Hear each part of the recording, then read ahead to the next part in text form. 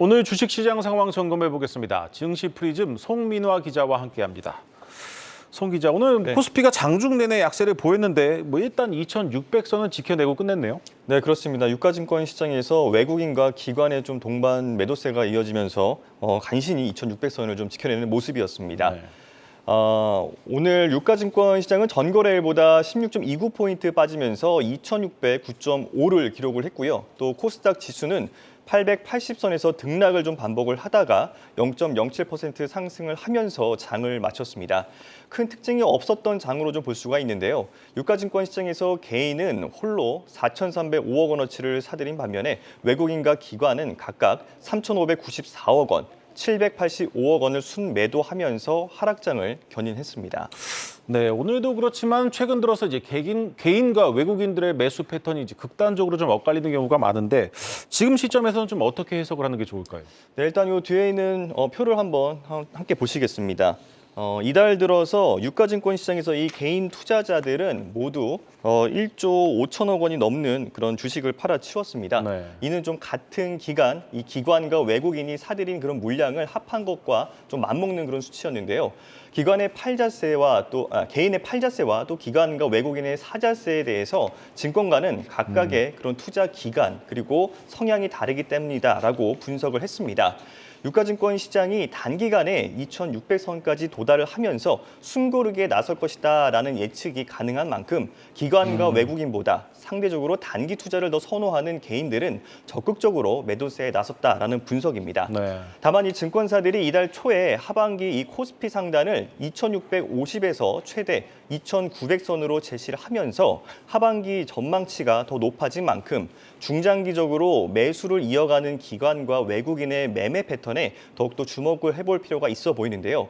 참고로 외국인은 10주 연속으로 이 국내 주식시장에서 매도보다는 매수 우위의 행진을 이어가고 있다는 점이 이를 뒷받침하고 있습니다.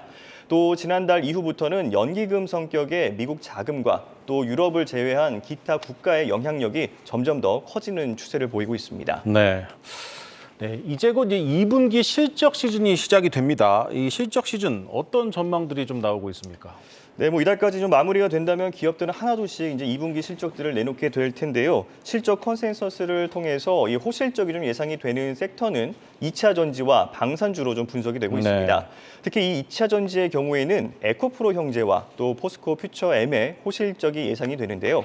에코프로와 에코프로비엠은 2분기 2조 원이 넘는 매출을 기록할 것으로 예상이 됐고요. 또 포스코 퓨처엠은 매출 1조 3천억 원을 기록을 하면서 지난해 같은 기간보다 66% 넘게 증가할 것으로 예상이 됐습니다. 이들 기업 모두 영업이익은 지난해 같은 기간보다 30% 넘게 증가할 것이라는 전망이 좀 더 우세합니다. 네. 또 방산과 또 항공우주 관련주 역시 2분기 호실적이 예상이 되고 있습니다.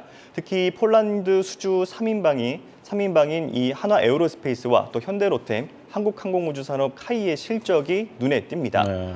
방산 부문을 통합한 이 하나에어로스페이스의 경우에는 매출은 1조 9천억 원 이상, 또 영업이익은 1,200억 원 이상을 기록을 하고 각각 지난해 같은 기간보다 10%가 넘는 증가가 예상이 됩니다.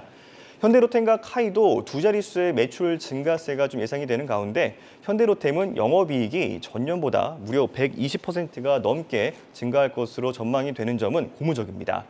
대부분 증권가는 이 당분간 이들 섹터의 전망이 좀 더 긍정적일 것이다라는 데에는 이견이 없는 만큼 하반기 이 해당 종목을 중심으로 꾸준한 실적 장세가 이어질 것으로 내다봤습니다. 네. 네, 반면에 이제 디스플레이 관련 종목들은 2분기 실적 전망이 좋지 않습니다. 특별한 이유가 있습니까? 네, 그렇습니다. 이제 경기 침체로 인해서 이 어떻게 보면 이제 디스플레이 패널로 이 제조사가 좀 생산량을 좀 줄이면서 네. 관련 소부장 수요도 큰 폭으로 좀 감소한 것으로 나타났습니다.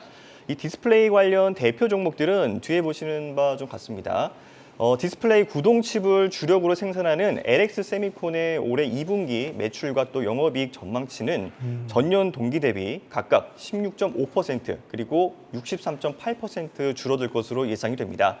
조명과 또 발광 다이오드를 생산하는 서울 반도체의 경우에는 지난해 같은 기간보다 영업이익이 75% 넘게 빠질 것으로 추정이 되고요. OLED 소재를 생산하는 이녹스 첨단 소재는 56% 넘게 영업이익이 감소할 것으로 추정이 됩니다. 다만 LX 세미콘의 경우에는 이 실적과 좀 반대되는 그런 주가 흐름이 기대되고 있는데요. 김선우 메리츠증권 연구원은 LG 디스플레이와 또 삼성전자의 TV 사업부와의 협업 기대감이 커지고 있고 내년에 등장하는 이 OLED 아이패드와 연동되는 점 등이 이 LX 세미콘의 하반기 주가 상승 요인으로 작용할 수 있다라고 진단을 했습니다. 네, 여기까지 듣겠습니다. 증시 프리즘 송민화 기자였습니다.